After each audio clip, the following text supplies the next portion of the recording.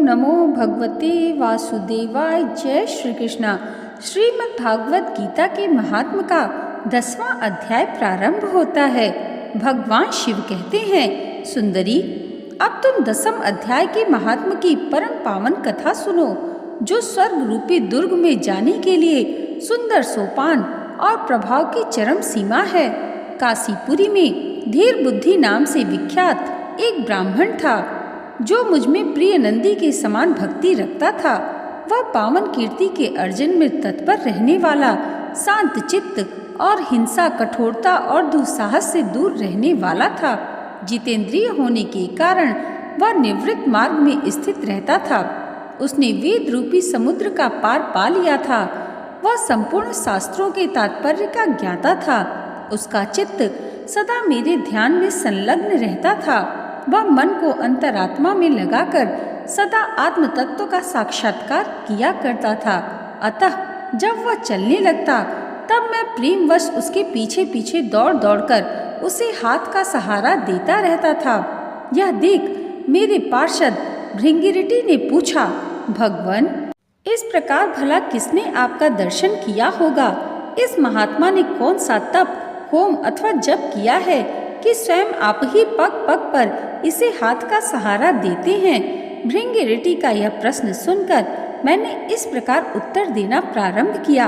एक समय की बात है, कैलाश पर्वत के पार्श्व भागम में पुन्नाग वन के भीतर चंद्रमा की अमृतमयी किरणों से धुली हुई भूमि में एक वेदी का आश्रय लेकर मैं बैठा हुआ था।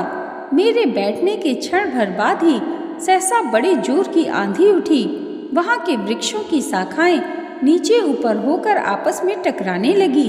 कितनी ही टहनियां टूट टूट कर बिखर गईं। पर्वत की अविचल छाया भी हिलने लगी। इसके बाद वहां महान भयंकर शब्द हुआ, जिससे पर्वत की कंदराएं प्रतिध्वनित हो उठी। तदंतर आकाश से कोई विशाल पक्षी उतरा, जिसकी कांति काली मेघ के समान थी।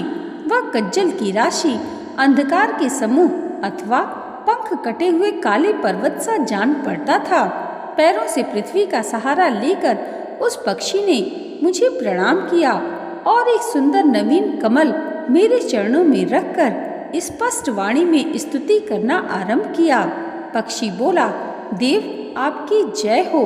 आप चिदानंदमयी सुधा के सागर तथा जगत के पालक हैं। सदा सद्भावना से युक्त और अनाशक्ति की लहरों से उल्लसित हैं। आपके वैभव का कहीं अंत नहीं है। आपकी जय हो। अद्वैत वासना से परिपूर्ण बुद्धि के द्वारा आप त्रिविध मलों से रहित हैं। आप जितेंद्रिय भक्तों को अधीन, अविद्यामय उपाधि से रहित, नित्य मुक्त, निराकार, निरामय, असीम अहंकार शून्य, आवरण रहित और निर्गुण है। आपके भयंकर ललाट रूपी महासर्प की विष ज्वाला से आपने कामदेव को भस्म किया। आपकी जय हो। आप प्रत्यक्ष आदि प्रमाणों से दूर होते हुए भी प्रमाण्य स्वरूप हैं। आपको बार बार नमस्कार है। चैतन्य के स्वामी तथा त्रिभुवन रूपधारी आपको प्रणाम है। मैं श्रेष्ठ योगियों द्वारा चुंबित आपके उन चरण कमलों की वंदना करता हूँ, जो अपार भव पाप के समुद्र से पार उतरने में अद्भुत शक्तिशाली हैं। महादेव, साक्षात बृहस्पति भी आपकी स्तुति करने की धृष्टता नहीं कर सकते। सहस्त्र मुखों वाले नागराज शेष में भी इतना चातुर्य नहीं कि वे आपके गुणों का वर्णन कर सके। फिर मेरे जैसे छोटी बुद्धि वाले पक्षी की तो बिसात ही क्या है। उस पक्षी के द्वारा किए हुए इस स्तोत्र को सुनकर मैंने उससे पूछा, विहंगम, तुम कौन हो और कहाँ से आए हो? तुम्हारी आकृति तो हंस जैसी है, मगर रंग कौवे का मिला है। तुम जिस प्रयोजन को लेकर यहाँ आए हो, उसे बतलाओ। पक्षी ने बोला, देवेश, मुझे ब्रह्मा जी का हंस जानिए। ध्रुजटिक जिस कर्म से मेरे शरीर में इस समय कालिमा आ गई है, उसे सुनिए। प्रभु, यद्यपि आप सर्वज्ञ हैं, अतः आपसे कोई भी बात छिपी नहीं है। तथापि यदि आप पूछते हैं तो मैं बतलाता हूँ। सौराष्ट्र नगर के पास एक सुंदर सरोवर है, जिसमें कमल लहलहाते रहते हैं। उसी में से बाल चंद्रमा के टुकड़े जैसे श्वेत मृडालों के ग्रास लेकर मैं तीव्र गति से आकाश में उड़ रहा था। उड़ते उड़ते सहसा वहां से पृथ्वी पर गिर पड़ा। जब होश में आया और अपने गिरने का कोई कारण न देख सका तो मन ही मन सोचने लगा, अहो यह मुझ पर क्या आ पड़ा, आज मेरा पतन कैसे हो गया। पके हुए कपूर के समान मेरे श्वेत शरीर में यह कालिमा कैसे आ गई। इस प्रकार विस्मित होकर मैं अभी विचार कर ही रहा था कि उस पोखरे के कमलों में से मुझे ऐसी वाणी सुनाई दी, हंस उठो, मैं तुम्हारे गिरने और काले होने के कारण बताती हूँ।